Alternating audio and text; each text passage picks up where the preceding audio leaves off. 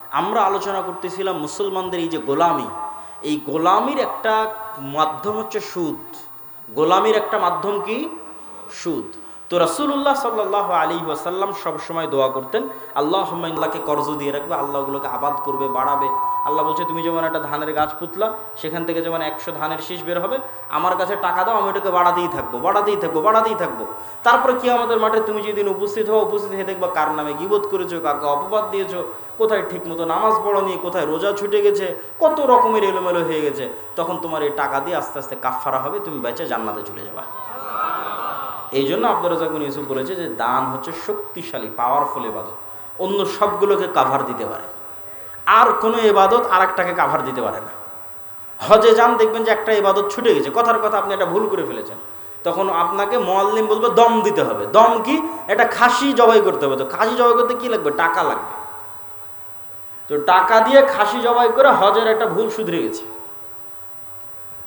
সম্মানিত উপস্থিতি, তা আপনাদের মধ্যে যারা চাদর হাতে যাবে, আমাদের বক্তব্য অব্যাহত থাকবে এবং খুবই গুরুত্বপূর্ণ আলোচনা, না শুনে অধৈর্য হয়ে আপনারা যাবেন না, তার মধ্যে সহযোগিতাও করতে থাকবেন। তো আমরা প্রশ্ন কি করেছিলাম, ইব্রাহিম আলাইহিস সালাতু ওয়াস সালামের সন্তানেরা এইভাবে মুনাফিক নিমক হারামে পরিণত হলো, এর কারণ জানার দরকার আছে না নাই? আছে। আমি আমার গবেষণায় যে কারণ বের করেছি এবং আমার মনে হয়েছে এটাই কারণ, ইতিহাস তার প্রমাণ বহন করে, ইতিহাস তার সাক্ষী বহন করে। সেই কারণটা হচ্ছে যে ইউসুফ আলাইহিসসালাতু ওয়াসসালামের মৃত্যুর পর, ইউসুফ আলাইহিসসালাম মারা গেল। ইউসুফ আলাইহিসসালাম যতদিন বেঁচে ছিল, ভাইয়েরাও মন্ত্রী, মিনিস্টার, চেয়ারম্যান, মেম্বার, বড় বড় পদে ছিল। ইউসুফ আলাইহিসসালামের মারা যাওয়ার পর যেই বংশের সাথে জোট করে ইউসুফ আলাইহিসসালাম ক্ষমতায় ছিল, ওই বংশের নাম হাকসুস বংশ। ওই হাকসুস বংশের পতন হয়ে নতুন বংশ ক্ষমতায় আসলো, তাদের নাম ফারাও, ফেরাউন, ফারাও। তো ফারাওরা বললো যে আগের হাকসুসদের মারবো তো মারবো, ওদের সাথে যাদের জোট ছিল ইউসুফ আর এদের ভাই, এদেরকেও মারবো। তো যখন ইউসুফ আর এদের ভাইদের মারতে গেল, তখন বড় বড় জ্যোতিষী, বড় বড় পাদ্রী, জাদুকরেরা বলল, এই ফারাওরা শোনো, তোমাদের যদি কোনোদের ক্ষমতার পতন হয়, তাহলে বানু ইসরাইলদের মধ্যেই পতন হবে, ইউসুফ আর ইউসুফের ভাইদের মধ্যেই এমন সন্তান জন্ম নেবে যে তোমার ক্ষমতাকে ধ্বংস করে দিবে। তো ফেরাউনের মাথা আরও নষ্ট হয়ে গেল, আরও জুলুমের স্টিম রোলার বাড়িয়ে দিল। তো এই জুলুম চলল 300 বছর। ফেরাউনের জুলুম বানু ইসরাইলের উপর চলেছে 300 বছর। 300 বছরে বানু ইসরাইলদেরকে গোলাম বানিয়ে রাখা হয়েছে, এবং গোলাম বানানো হয়েছে দুইভাবে। এক, সুদী অর্থনীতি। আপনি বলবেন ওই যুগে আবার সুদী অর্থনীতি কোথায় থেকে আসলো? জি, কারুন হচ্ছে ফেরাউনের যুগের মানুষ। কারুন সমগ্র মিশরে সুদী অর্থনীতি পরিচালনা করত। সুদী অর্থনীতি দিয়ে, লোন দিয়ে, যেহেতু গোলাম হয়ে গেছে, টাকা নাই, টাকা লাগলে লোন নিতে হবে, লোনের ওপর আবার সুদ, লোনের ওপর আবার সুদ।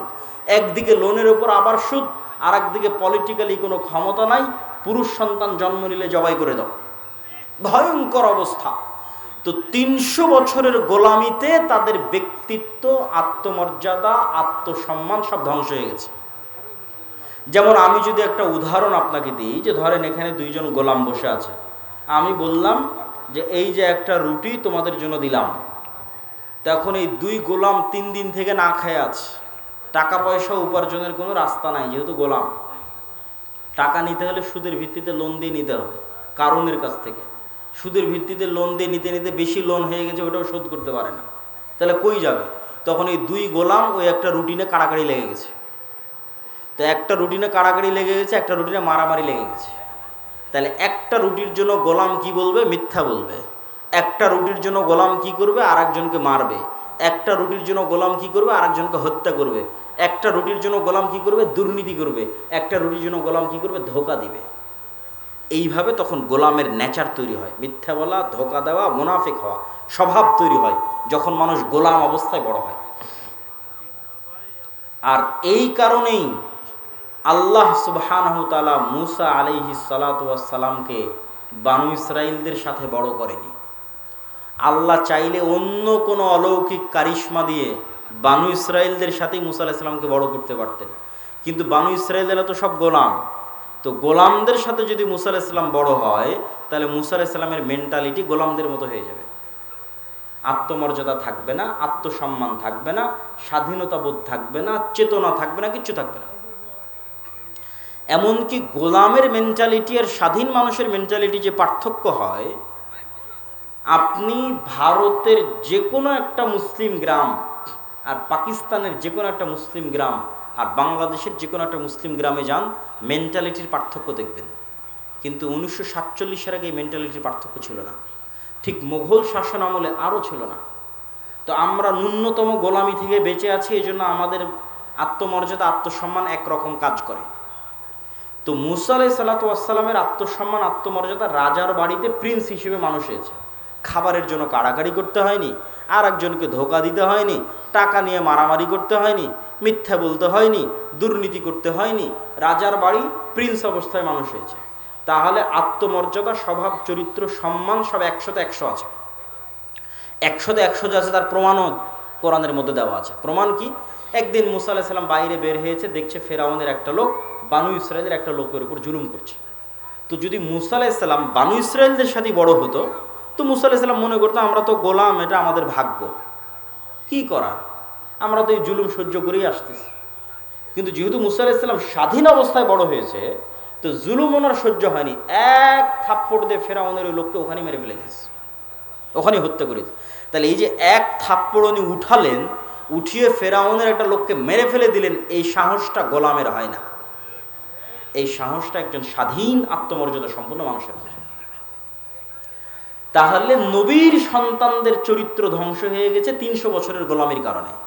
এই জন্য গোলামদের সাথে আর এক স্বাধীন মানুষের মিলে না। এই জন্য স্বাধীন মানুষ মুসা আলাইহিস সালাম বিরক্ত হয়ে আল্লাহকে বলছে, আল্লাহ এদের দায়িত্ব আমি আর পালন করতে পারবো না, এদের থেকে আমাকে দূরে সরিয়ে নাও, কেন এদের মেন্টালিটি সঠিক না, গোলাম অবস্থায় বড় হয়েছে। তো ঠিক আমরা এই যুগের মুসলমানেরা আজ থেকে 150, 200, 300 বছর আগের মুসলমানদের থেকে আলাদা কেন? আজ থেকে 200-300 বছর আগের মুসলমানদের স্বাধীন চেতা মনোভাব ছিল, আত্মমর্যাদা ছিল, আত্মসম্মান ছিল। আমরা আলাদা কেন? আমরা 200 বছর ব্রিটিশদের গোলামি করেছি। আর আমাদের আর এক ভাই আফ্রিকাতে, ওরা স্পেন, ফ্রান্স, ইতালির গোলামি করেছে।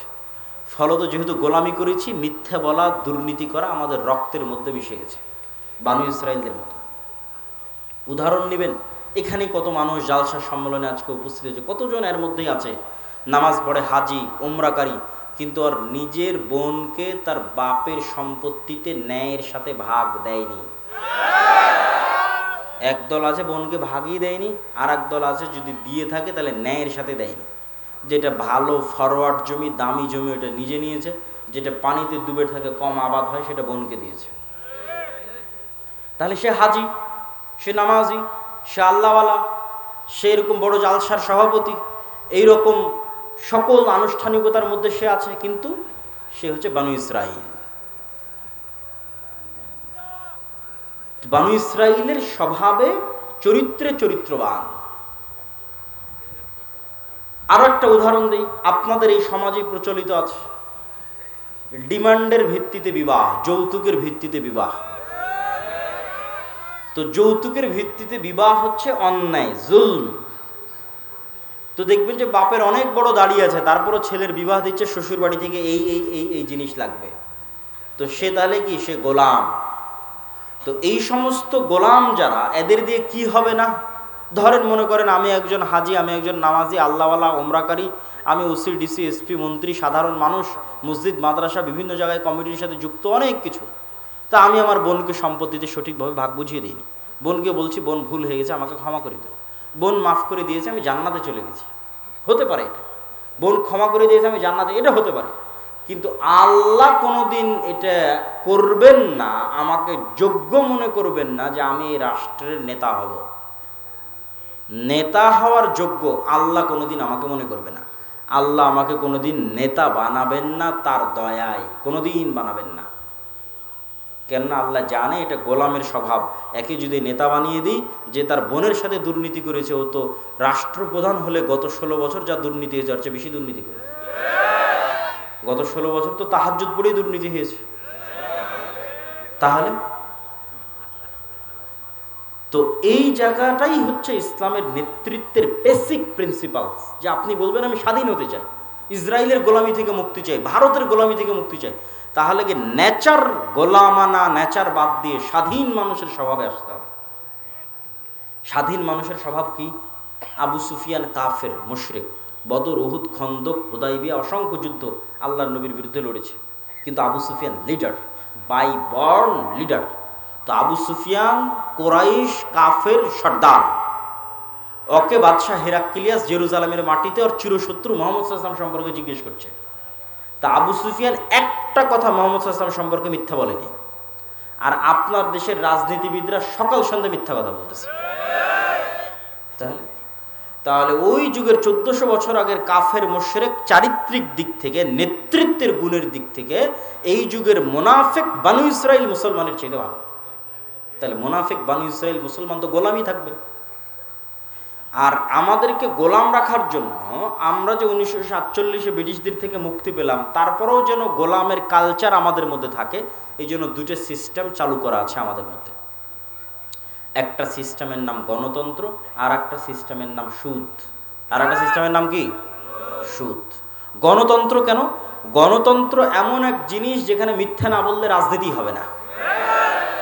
গণতন্ত্র মানেই চোর বাটপারকে ক্ষমতায় নিয়ে আসা। গত 16 বছর কিসের নামে দেশ শাসন হয়েছে? গণতন্ত্রের নামে। খুন, গুম, আয়নাঘর, লুটপাট, ডাকাতি সব গণতন্ত্রের নামে হয়েছে। আর ইসলামের নেতৃত্ব নির্বাচন ব্যবস্থা কি? পরামর্শের ভিত্তিতে নেতা নির্বাচন করে। এই গ্রামের মানুষ যদি মাদ্রাসা চালাতে পারে, মসজিদ চালাতে পারে, তো এই গ্রামের মানুষ একসাথে একত্রিত হয়ে বলতে পারে না যে আমাদের গ্রামের প্রধান কে হবে? পরামর্শ করে ঠিক করে দিবে যে অমুক গ্রামের প্রধান। কঠিন কিছু না, ঠিক করতে পারবে। কিন্তু গণতন্ত্র কি বলছে? না, এভাবে ঠিক করা যাবে না। তোমরা গ্রামের সব মানুষ একসাথে বসে তোমাদের গ্রামের প্রধান নির্বাচন করবে, তাহলে তো তোমরা সব সত্যবাদী, ন্যায়পরায়ণ হবা, আমানতদার হয়ে যাবা। তোমরা তো কেউ মিথ্যা বলা শিখবে না। তাহলে তোমাদের মধ্যে নেতা নির্বাচন হবে কিভাবে? ওই এক গ্রামের মধ্যে একজন দাঁড়িয়ে বলবে আমি নেতা হব, আমাকে কে কে ভোট দিবি। ওর বিপরীতে আর একজন দাঁড়িয়ে বলবে আমি নেতা হব, আমাকে কে ভোট দিবি। যে দুইজন টাকা নিয়ে ভোট কিনতে লেগে গেল। তাহলে যতজনের ভোট কিনতেছে সবগুলো মিথ্যুক, ও নিজেও মিথ্যুক, আর বিপরীত দলও মিথ্যুক। তাহলে মিথ্যা বলার কালচার অব্যাহত আছে। তো যতদিন মিথ্যা বলার কালচার অব্যাহত আছে, ততদিন সে নেতা হওয়ার যোগ্য হচ্ছে না, সে গোলাম থাকার যোগ্য হিসেবে বিবেচিত হচ্ছে। তাহলে এই জন্য গণতন্ত্র যতদিন থাকবে এটা মুসলমানদের জন্য অভিশাপ। আর ইসলামের নেতৃত্ব নির্বাচন ব্যবস্থা কি? পরামর্শের ভিত্তিতে নেতা। পরামর্শের ভিত্তিতে নেতা করলেই আপনি আপনার চেয়ে ভালো কাউকে ঠিক করবেন। মানে যখন 5ই আগস্টে সরকার বিদায় নিল, তখন ছাত্ররা যদি বলতো যে এখন গণতন্ত্রের ভিত্তিতে নেতা নির্বাচন হবে, তাহলে ছাত্ররাই মারামারি লেগে যেত, এই আমি নেতা হবে আমাকে ভোট দে, বলতো আমি নেতা হবে আমাকে ভোট দে। ওদের মধ্যে মারামারি লেগে যেত। ওরা বলছে না, আমাদের চেয়ে একজন যোগ্য কাউকে দরকার যে দেশ চালাবে, চলো পরামর্শ করি কে যোগ্য। তখন মানুষ নিজের চেয়ে আরেকজন ভালো চিন্তা করে যে কে যোগ্য হতে পারে। তাহলে ইসলামের নেতৃত্ব নির্বাচনে যোগ্য ব্যক্তি আসে। এখন যোগ্য মানুষ দেশ চালাচ্ছে, তো এই যোগ্য মানুষকে সরাতে হবে, তার জন্য কি লাগবে? গণতন্ত্র। তাহলে গণতন্ত্র কত নিকৃষ্ট, কত জঘন্য, কত বাটপার। যোগ্য মানুষকে সরিয়ে চোর বাটপারকে বসাবে, তার নাম গণতন্ত্র। এই জন্য গণতন্ত্র কখনো গণতন্ত্রকে ঠিকভাবে প্রতিষ্ঠা করতে পারেনি। কখনোই গণতন্ত্র সঠিকভাবে গণতন্ত্র প্রতিষ্ঠা করতে পারেনি। কি গণতন্ত্র মানে? জনগণের শাসন। এখানে আসলে জনগণের শাসন হয় না। দল নির্ধারণ করে দেয় কাকে মনোনয়ন দিবে, তাও আবার নিবন্ধনপ্রাপ্ত রাজনৈতিক দল নির্ধারণ করে দিবে অমুককে মনোনয়ন দিবে। তো মনোনয়নও তো বিক্রি হয়, যার টাকা বেশি আছে সে টাকা দিয়ে মনোনয়ন কিনে নেবে। তাহলে কিসের জনগণের নির্ধারণ হলো যে আমি অমুককে প্রার্থী নির্ধারণ করলাম? মিথ্যা কথা, ডাহা মিথ্যা কথা। আবার বাংলাদেশের 16 কোটি মানুষের 14 কোটি মানুষ, 80% মানুষের এত টাকা নাই যে নির্বাচনের যত পোস্টার ব্যানার রাস্তাঘাটে দেখতেছেন, পোস্টার ব্যানার, সমাবেশ, সভা, সম্মেলন, ইফতার পার্টি, কোটি কোটি টাকা ভোটকে কেন্দ্র করে খরচ হয়। আমার আপনার ক্ষমতা আছে এই টাকা বহন করার? কোনো ক্ষমতা নেই। তাহলে এই টাকা দিবে কে? এই দেশের শীর্ষস্থানীয় 100 দুর্নীতিবাজ ব্যবসায়ী। তাহলে ওই 100 দুর্নীতিবাজ ব্যবসায়ীর কাছে দল আগেই বিক্রি হয়ে গেছে। আপনার ভোটটা ওই দুর্নীতিবাজ ব্যবসায়ীর টাকাতেই কিনে নেবে। তাহলে এটা কিসের জনগণের শাসন প্রতিষ্ঠা হবে? এটা একদল এলিট ক্লাস দুর্নীতিবাজ ব্যবসায়ীদের একটা সিন্ডিকেট, পুঁজিবাদী অর্থনীতির একটা সিন্ডিকেট প্রতিষ্ঠিত হবে। আর 2 নম্বর গোলামির নিজামের নাম হচ্ছে সুদ। 2 নম্বর গোলামির নিজামের নাম কি? সুদ। রাসূলুল্লাহ সাল্লাল্লাহু আলাইহি ওয়াসাল্লাম এটা বলে আমার বক্তব্যের শেষের দিকে যাব। তার আগে আরেকটা জিনিস আপনাদেরকে মনে রাখতে হবে। যে আসলাম গেলাম, এই অস্থায়ী সম্পর্কের ভিত্তি নাই। আমরা সমগ্র বাংলাদেশে অসংখ্য কাজ করতেছি, সেই কাজগুলোতে আপনার সম্পৃক্ত হওয়া সহজ। যেমন আদ-দাওয়া ইলাল্লাহর মাধ্যমে আমরা সমগ্র বাংলাদেশে মক্তব নিয়ে কাজ করতেছি। এখন এই মুহূর্তে আদ-দাওয়া ইলাল্লাহর অধীনে সমগ্র বাংলাদেশে 500 মক্তব চলছে, বলেন আলহামদুলিল্লাহ। তো 500 মক্তব কিভাবে চলছে? এই 500 মক্তবের শিক্ষক জামিয়া সালাফিয়াতে গিয়ে 1 সপ্তাহ থেকে ট্রেনিং নিয়েছে, ব্যাচ 20 জন 30 জন, তাহলে 500 জনের কতগুলো ব্যাচ হতে পারে যারা জামিয়া সালাফিয়াতে কতবারই গেছে আর ট্রেনিং নিয়েছে। আর এই 500 মক্তবের প্রত্যেক ছাত্রের যে বই, সে বই ফ্রি দেওয়া আছে জামিয়া সালাফের পক্ষ থেকে, বলেন আল্লাহু আকবার। এবং এই রমজানে, যে রমজান গেল এবং যে রমজানের ঈদ গেল, এই রমজানের ঈদে 500 মক্তবে ন্যূনতম হলেও হাদিয়া 500 মক্তবের ইমামের জন্য বন্টন করা আছে। 2000 হোক 3000 হোক, সাধ্য অনুযায়ী দেওয়া আছে, তাদেরকে মূল্যায়ন করা আছে, চেষ্টা করা আছে মূল্যায়ন করার। তাহলে আপনি আপনার মক্তবকে দাওয়া ইলাল্লাহর অধীনে করবেন, এর জন্য আপনাকে কিছুই করা লাগতেছে না। আপনাকে সিদ্ধান্ত নিতে হবে আপনার শিক্ষককে জামিয়া সালাফিতে ট্রেনিংয়ে পাঠাতে হবে। ওই ট্রেনিংয়ের যাতায়াত খরচটাও আমরা দিব, ওই ট্রেনিংয়ের যাতায়াত খরচটাও আমরা দিব, ওই ট্রেনিংয়ের থাকা খাওয়া খরচটাও আমরা দিব, ট্রেনিং ফিটাও আমরা দেব। কিচ্ছু মসজিদকে দিতে হবে না, মসজিদ কমিটিকে দিতে হবে না। তারপরেও যদি একটা মানসম্মত মক্তব আমরা চালাতে না পারি, তাহলে সেটার জন্য জবাব আমাকে নয়, যারা এটার সাথে সম্পৃক্ত হচ্ছে না তাদেরকে দিতে হবে। কেননা ওখানে ট্রেনিং নিয়ে নির্ধারিত সিলেবাসে নির্ধারিত সময়ে ব্যাচ ভিত্তিক যখন ব্যাচ শেষ হয়, পড়ার মান বাড়ে। এই কাজের সাথে আপনাদের যুক্ত হতে হবে। আমরা আরেকটি উদ্যোগ হাতে নিয়েছি, কর্জে হাসানা প্রজেক্ট। এই কর্জে হাসানা, সুদ মুক্ত কর্জে হাসানা ব্যাপকভাবে সবাইকে দিব, এটা কিন্তু আমাদের উদ্দেশ্য। আমাদের উদ্দেশ্য হচ্ছে যেই এলাকায়, যেই গ্রামে আমাদের অধীনে মক্তব পরিচালিত হচ্ছে, ওই মক্তবের মাধ্যমেই, ওই মসজিদের মাধ্যমেই, ওই দায়িত্বশীলের মাধ্যমে ওই গ্রামে কর্জে হাসানা দেওয়া হয়। এটা কেন? আমাদের মূল টার্গেট, মক্তব বলেন কর্জে হাসানা বলেন, আমাদের লাস্ট টার্গেট হচ্ছে মসজিদকে ইম্পাওয়ার করা, মসজিদকে শক্তিশালী করা, ক্ষমতার ব্যালেন্স নিয়ে আসা। একটা গ্রামে শুধু মেম্বারের ক্ষমতা থাকবে আর মসজিদ শুধু মেম্বার আর চেয়ারম্যানের কথা উঠবে আর বসবে না, মসজিদের নিজস্ব একটা পাওয়ার থাকবে। এই পাওয়ার ক্রিয়েট করতে হবে সামাজিকভাবে, এবং এটা কঠিন কিছু না, এটা সহজ, করা যাবে। এর অনেকগুলো মূলনীতি আছে, অনেকগুলো বুদ্ধি আছে, তার মধ্যে এই দুইটা, আরও বুদ্ধি আছে।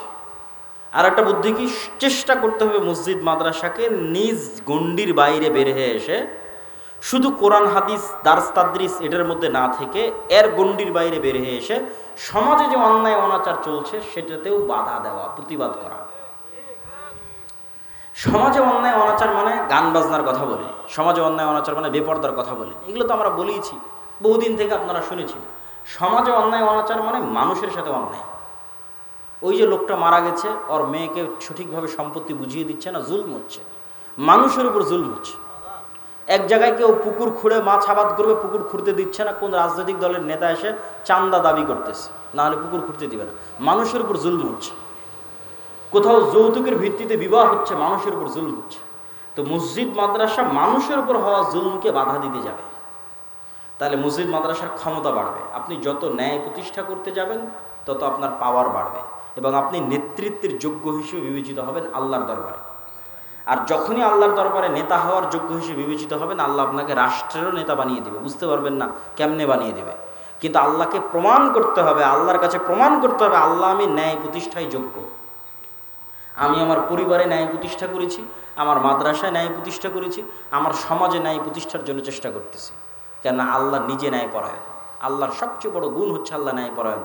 পৃথিবীর কোথাও যদি মানুষ ন্যায় বিচার না পায়, তাহলে কিয়ামতের মাঠে আল্লাহ ওই মানুষকে ন্যায় বিচার বুঝিয়ে দিবে।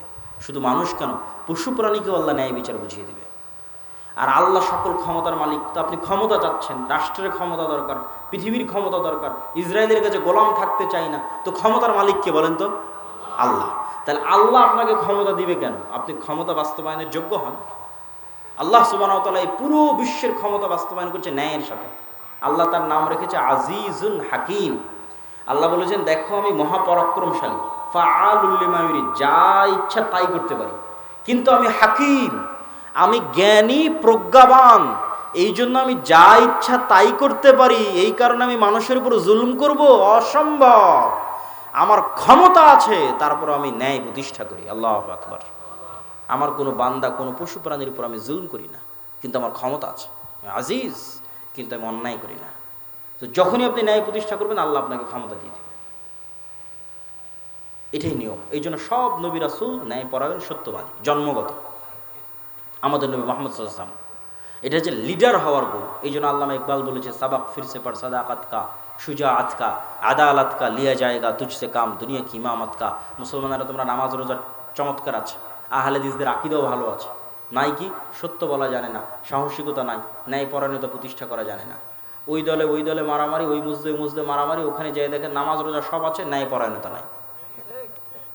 দলের আমির যেই কর্মী বেশি চামচামি, জি হুজুর জি সার করেছে অকি পদ দিয়ে দিয়েছে, যেই কর্মী বেশি কাজ করেছে অকি দল থেকে বাইর করে দিয়েছে। তাহলে সে তার নিজের দলে ন্যায় প্রতিষ্ঠা করতে পারেনি, তাহলে আল্লাহ তাকে রাষ্ট্রের ন্যায় প্রতিষ্ঠার যোগ্য মনে করবে না। এই জন্য আল্লাহ তাকে ক্ষমতা দিবে না। হচ্ছে গোলামদের স্বভাব, এটা আমরা গোলামি করতে করতে এই জিনিসগুলো শিখেছি। এই জন্য এইটার থেকে আমরা যত বের হয়ে আসবো। তো যেটা বলছিলাম, আমাদের আরেকটা প্রজেক্ট আমরা হাতে নিয়েছি, সেটা হচ্ছে করজে হাসানা। কেন? মসজিদকে এম্পাওয়ার করা। এখন যে ক্ষমতার শূন্যতা বিরাজ করছে, এটা আমরা বসে বসে আর এক দলের কাছে কুক্ষিগত করে দিচ্ছি, যে আগে এক দল এই ক্ষমতার দুর্ব্যবহার করতে, এখন আর এক দল করুক। এইটাতে অন্তত মসজিদ, মাদ্রাসা, ধর্মীয় শিক্ষা প্রতিষ্ঠানকে নিজের জায়গা থেকে মারামারি করার দরকার নাই। আপনি আল্লাহর এই আদেশটা বাস্তবায়ন করেন, আল আমরু বিল মারুফ ওয়ান নাহি আনিল মুনকার। অন্যায় হচ্ছে গিয়ে অন্তত বলেন যেটা অন্যায় করা উচিত হচ্ছে না। এতটুকু তো বলতে পারেন না? পারেন না? বলেন। এতটুকু বলা যায় না? যায় না। ওটাই আল্লাহ বলেছে, আল আমরু বিল মারুফ ওয়ান নাহি আনিল মুনকার। অন্তত মুখ দিয়ে তো বলো যেটা অন্যায় হচ্ছে, তাহলেই তুমি ধীরে ধীরে ন্যায় প্রতিষ্ঠার যোগ্য বলে বিবেচিত হবা, লিডার হবা, আল্লাহ তোমাকে নেতা বানিয়ে দেবে। তো এই মসজিদকে এম্পাওয়ার করার জন্য আমাদের হচ্ছে করজে হাসানা প্রজেক্ট। এই মসজিদগুলোর মাধ্যমেই সেগুলো ধীরে ধীরে বন্টন হতে থাকবে, এবং আল্লাহ সুবহানাহু ওয়া তাআলা চাইলে এই ফান্ড একদিন হয়তো অনেক বড় হতে পারে, আরও অসংখ্য মসজিদের অধীনে আসতে পারে। তো এইটা আল্লাহ সুবহানাহু ওয়া তাআলার ইচ্ছা, আল্লাহর দয়া এবং রহমতের কমতি নাই। যখন আমরা মক্তবের কাজ শুরু করেছিলাম, তখন কোনোদিন ভাবিনি এটা 500 মক্তবে পৌঁছবে। এখন যদি হিসাব করা হয় যে 500 মক্তবকে ট্রেনিং দিতে, বই দিতে কত টাকা খরচ হয়েছে, ওই টাকার এখন হিসাব দাঁড় করালে, যদি ওই দিন হিসাব করতাম যে 500 মক্তব চালু করতে এত খরচ হবে, তাহলে ভয়ে জীবনও শুরু করতাম না। কিন্তু এতদিনে হয়ে গেছে, কখন কিভাবে হয়ে গেছে। তো এই জন্য আল্লাহ সুবহানাহু ওয়া তাআলা যদি দয়া করে, আল্লাহ সুবহানাহু ওয়া তাআলা যদি কবুল করে, আমরা দোয়া করি যে আল্লাহ কবুল করুক, বলেন আল্লাহুম্মা। দেখবেন এটাও একদিন অনেক দূর, অনেক বড় একটা পর্যায়ে পৌঁছে গেছে। তৃতীয়, আমাদের আর একটা প্রজেক্ট আছে, জামিয়া সালাফিয়ার মতো এই উন্নত মানের শিক্ষা প্রতিষ্ঠান, যেখানে বিডার অনুমোদন নিয়ে বিদেশি শিক্ষকরা স্থায়ী থাকে। যে বিডাই যে ইনভেস্টমেন্ট সামিট করতেছে, বিডার প্রধান আশিক, যে ইনভেস্টমেন্ট সামিট হচ্ছে, দেশের বড় বড়, বিশ্বের বড় বড় ব্যবসায়ীরা আসতেছে, সিইওরা আসতেছে, ওই বিডার অনুমোদন নিয়ে জামিয়া সালাফিয়াতে বিদেশি শিক্ষক সবসময় থাকে, দার্স দেয়। আর বাহির থেকে, সৌদি থেকে তো আসতেই থাকে। অন্তত গত 12 মাসে, গত 1 বছরে অন্তত 10-এর অধিক সৌদি আরবের শিক্ষক জামিয়া সালাফিয়াতে দার্স দিয়েছে। মদিনা ইসলামী বিশ্ববিদ্যালয়ের সাথে মুআদালা তো আছে। তো আমরা চাচ্ছি না যে এই উপকারটা শুধু আমরাই নেই, আমরা চাচ্ছি এই উপকার অন্যান্য মাদ্রাসাগুলো পাক। আমাদের মানসম্মত শিক্ষকদের কাছে অন্য মাদ্রাসার শিক্ষকেরা ট্রেনিং নিক, এবং আমরা অন্য মাদ্রাসাগুলোকে সহযোগিতা করি। এই জন্য আমাদের মুআদালা কার্যক্রম চালু হয়েছে। আপনাদের পরিচিত মাদ্রাসা থাকলে সেটা আমাদের অফিসে যোগাযোগ করে জামিয়া সালাফে ডাঙ্গিপাড়ায় গিয়ে তারাও আমাদের মাদ্রাসার সাথে, জামিয়া সালাফের সাথে কানেক্টেড হয়ে, মাদ্রাসা তারাই চালাবে, সব কিছুই তাদের থাকবে, কিন্তু সিলেবাস, শিক্ষার মান, প্রশিক্ষণ, মাঝে মধ্যে পরীক্ষার আয়োজন বা যত রকমের সহযোগিতা করা যায়, ঠিক মক্তব নিয়ে আমরা যেভাবে কাজ করছি, মাদ্রাসা নিয়ে আমরা সেভাবে কাজ শুরু করেছি। এটিতেও আপনাদের অংশগ্রহণের উদাত্ত আহ্বান জানাচ্ছি। তারপরে হচ্ছে এই যে আজকে একদিন আসলাম, চলে যাব, আবার কবে যদি কোনো দিন দেখা হয় না হয়, তাহলে কোথায় পাবেন? এই যে মাসিক আল ইতিসাম, আজকে আপনাদের সামনে ভারতের বিষয়ে আলোচনা করছিলাম, গণতন্ত্রের ব্যর্থতা সম্পর্কে আলোচনা করছিলাম। দেখেন এখানে হেডিং দেওয়া আছে, গণতন্ত্রের ব্যর্থতা, ইসলামিক খেলাফতের উত্থান। এবং এটা আমার লেখা সম্পাদকীয়, এখানে 5টা পয়েন্ট তুলে ধরা আছে যে গণতন্ত্র বর্তমান বিশ্বের সবচেয়ে ব্যর্থ শাসন ব্যবস্থা, এবং কেন সবচেয়ে ব্যর্থ শাসন ব্যবস্থা তা লেখা আছে। বক্তব্য এতগুলো বলতে পারিনি আজকের বক্তব্যে। তারপরে সামনের মাসের যে মাসিক আল ইতিসাম আসতেছে, ওইটাতে ভারতে এবং ইসরায়েলে বর্তমান যা চলতেছে সেটার পুরো প্রেক্ষাপট তুলে ধরা আছে। তাহলে এই পত্রিকাগুলো যদি আপনারা সবসময় আপনাদের প্রতিষ্ঠানে রাখেন, আপনাদের মসজিদে রাখেন, আপনাদের ফাউন্ডেশন লাইব্রেরিতে রাখেন, তাহলে আমাদের সাথে আপনাদের যোগাযোগটা থাকলো স্থায়ী। আমি নিজে শুধু সম্পাদকীয় না, বরং প্রবন্ধ আলাদাভাবে প্রতি মাসে লিখি। আর এর ফতোয়া বোর্ড বাংলাদেশের একমাত্র ব্যতিক্রম ফতোয়া বোর্ড, যেখানে শুধু দেশের বড় বড় আলেমরা বসে না, শুধু শাইখ আব্দুর রাজ্জাক বিন ইউসুফ বসে না, জামিয়া সালাফিয়া বানারসের মুহাদ্দিস পর্যন্ত বসে। ভারতের জামিয়া সালাফের বাংলাদেশের মুহাদ্দিসরা পর্যন্ত ফতোয়া পড়ে বসে। তাহলে এই পত্রিকাটিকে আপনাদের মূল্যায়ন করা উচিত। পাশাপাশি আমাদের যে বই পুস্তকগুলো আছে, যেমন ধরেন আজকে আপনাদের এখানে শেখ আব্দুর রাজ্জাক বিন ইউসুফের আসার কথা ছিল, হঠাৎ অসুস্থতার কারণে এবং একটু ভালোই অসুস্থ এবং সম্পূর্ণ বেড রেস্টে ওনাকে ডাক্তার থাকতে বলেছে। আমরা দোয়া করি আল্লাহ সুবহানাহু ওয়া তাআলা তাকে শিফা দান করুক, আল্লাহুম্মা আমিন। তো ওনার জ্ঞান আপনি কিভাবে পাবেন? শুধু কি বক্তব্যের মধ্যেই সীমাবদ্ধ? এই যে রাসূল সাল্লাল্লাহু আলাইহি ওয়াসাল্লামের সালাত বনাম প্রচলিত সালাত, এই যে উপদেশ, ওনার যত বক্তব্য আছে সব বক্তব্যের সব হাদিস এই বইয়ের মধ্যে আছে। দোয়ার বই সহ আরও যে বইগুলো আছে, এই বইগুলোকে মূল্যায়ন করতে হবে। সম্মানিত উপস্থিতি, তো আমি আমার বক্তব্যের শেষের দিকে চলে আসতেছি, আপনাদের আমি ধৈর্যচ্যুতি ঘটাবো না। আমরা আলোচনা করতেছিলাম মুসলমানদের এই যে গোলামি, এই গোলামির একটা মাধ্যম হচ্ছে সুদ। গোলামির একটা মাধ্যম কি? সুদ। তো রাসূলুল্লাহ সাল্লাল্লাহু আলাইহি ওয়াসাল্লাম সবসময় দোয়া করতেন, আল্লাহুম্মা আসতে চান। তো রাসূল সাল্লাল্লাহু আলাইহি ওয়াসাল্লাম উত্তরে বলছে, মানুষ যখন লোন নেওয়া শুরু করে তখন মিথ্যা বলা শুরু করে। আপনি আমাকে একটা পরিবার দেখাবেন যেই পরিবার কিস্তিতে লোন নিয়েছে কিন্তু একদিনও মিথ্যা বলেনি। কথা মনে হয় আমার বুঝতে পারেননি। একটা পরিবার দেখাবেন যেই পরিবার কিস্তিতে লোন নিয়েছে কিন্তু একদিনের জন্য মিথ্যা বলেনি। এরকম একটা পরিবার খুঁজে নিয়ে আসবেন যে ভাই একটা পরিবার খুঁজে পেয়েছি তারা কিস্তিতে লোন নিয়েছে কিন্তু ওই পরিবারের কেউ মিথ্যা বলেনি। আল্লাহর নবী বলছেন মানুষ যখন লোন নেওয়া শুরু করে তখন কি বলা শুরু করে? মিথ্যা বলা শুরু করে। তাহলে মিথ্যা থেকে বাঁচতে হবে কেন? মিথ্যা বললে যে নেতা হতে পারবে না, লিডার হতে পারবে না, গোলাম থাকবে। ইসরায়েলের গোলাম, ভারতের গোলাম, আমেরিকার গোলাম, নেতা তো হতে পারবে না। হয়তো ক্ষমা টমা নিয়ে মাপটা আপনি জান্নাতে যেতে পারবে কিন্তু পৃথিবীতে নেতা তো হতে পারবে না। নেতা হতে হলে মিথ্যা থেকে বাঁচতে হবে, ধোঁকা, সঠতা, দুর্নীতি থেকে বাঁচতে হবে, ন্যায়পরায়ণ হতে হবে, সত্যবাদী হতে হবে। এর জন্য লোন থেকে বাঁচতে হবে। যখনই মানুষ লোনে চলে যাবে তখন আর আত্মমর্যাদা বিক্রি হয়ে গেছে, আত্মসম্মান বিক্রি হয়ে গেছে। এই জন্য ইসলামের লোনের কোনো সিস্টেমই নাই, বিলাসী পণ্যের জন্য লোনের কোনো সিস্টেমই নাই। মানে আপনি কর্জে হাসানাই নেবেন, ধরেন আমার কর্জে হাসানাই দরকার, কিন্তু কর্জে হাসানা আপনি একটা সাইকেল কেনার জন্য নেবেন, কর্জে হাসানা একটা মোবাইল কেনার জন্য নেবেন, কর্জে হাসানা একটা দামি জুতা কেনার জন্য নেবেন, কর্জে হাসানা এসি কেনার জন্য নেবেন, কর্জে হাসানা ফ্রিজ কেনার জন্য নেবেন, এর কোনো বৈধতা ইসলামে আছে আমার জানা নেই।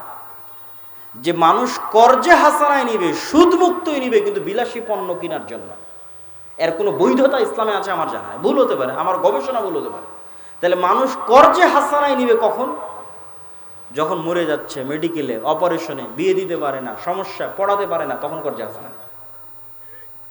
তাহলে আপনাকে আমি এটা বুঝাচ্ছি কি, মানে বিলাসী পণ্য কর্জে হাসানা দিয়েও নেওয়া যাবে না, সেখানে সুদযুক্ত লোন দিয়ে কিভাবে নেবেন? আমি মনে বুঝাতে পারি। মানে ইসলামের লোনের কনসেপ্টটা এরকম, সেটা হচ্ছে অল্পে তুষ্ট। মরার আগ পর্যন্ত, মরে যাচ্ছ এরকম সিচুয়েশন হওয়ার আগ পর্যন্ত মানুষের কাছে লোন চায় না। তাহলে তোমার আত্মমর্যাদা ঠিক থাকবে, কোনোদিন মিথ্যা বলা লাগবে না, মাথা নত করা লাগবে না, তোমার ছেলের আত্মমর্যাদা ঠিক থাকবে, নেতা তৈরি হবে, সালাহুদ্দিন আইয়ুবী তৈরি হবে, তারেক বিন জিয়াদ তৈরি হবে, মোহাম্মদ বিন কাসেম তৈরি হবে। আর তুমি মানুষের কাছে লোন নিতে যাবা, তুমি মিথ্যা বলবা, তোমার বউ মিথ্যা বলবে, ও মিথ্যা বলবে, গোলাম তৈরি হবে। আল্লাহ সুবহানাহু ওয়া তাআলা আমাদেরকে, আমাদের জাতিকে গোলামি থেকে মুক্তির জন্য এই গণতন্ত্রের অভিশাপ আর এই সুদের অভিশাপ থেকে মুক্তি দান করুক, বলে আল্লাহুম্মা আমিন। আজকের পৃথিবীতে সুদের ইকোসিস্টেম তৈরি করা হয়েছে, এমন ইকোসিস্টেম যে আপনি চাইলেও সুদ থেকে বেরোতে পারবেন না। আপনি আমেরিকা এবং ইউরোপে যদি ক্রেডিট কার্ড ইউজ না করেন তাহলে আপনাকে বাসা ভাড়াই দেবে না, সিকিউরিটি মানি চাইবে। আর ক্রেডিট কার্ড কি? আপনাকে আরও বলছে লোন নেও, টাকা থাকা লাগবে না, তুমি লোন নিয়ে খরচ করে ফেলো, তারপরে আমরা দেখব, তোমার বেতন থেকে তুমি ধীরে ধীরে পরিশোধ করি। আপনার কার্ডে একটুও ব্যালেন্স নাই, তারপরও ব্যাংক বলতেছে তোমাকে 20,000 টাকার ব্যালেন্স খরচ করার অনুমতি দিলাম, খরচ করে ফেলো, টাকা থাকার না থাক। এর নাম ক্রেডিট কার্ড। কি ভয়ঙ্কর শয়তানের ফাঁদ! এখন তো শপিং মলে ঢুকলে মনে হবে এই জিনিসটা নেই, ওই জিনিসটা নেই, পকেটে টাকা নাই তাও নেই। কেন? ক্রেডিট কার্ডে ব্যালেন্স আছে, ব্যালেন্স ব্যাংক দিয়ে রেখেছে, অত কোনো টাকা নেই, পরে কোনো এক সময় পরিশোধ করে দেব। ধোঁকা, এই শয়তানের ধোঁকা, এই সুদের ধোঁকা থেকে আল্লাহ আমাদের বাঁচিয়ে রাখুক। আল্লাহুম্মা আমিন। ওয়া আখিরু দাওয়ানা আনিল হামদুলিল্লাহি রাব্বিল আলামিন। আসসালামু আলাইকুম ওয়া রাহমাতুল্লাহি ওয়া বারাকাতুহু।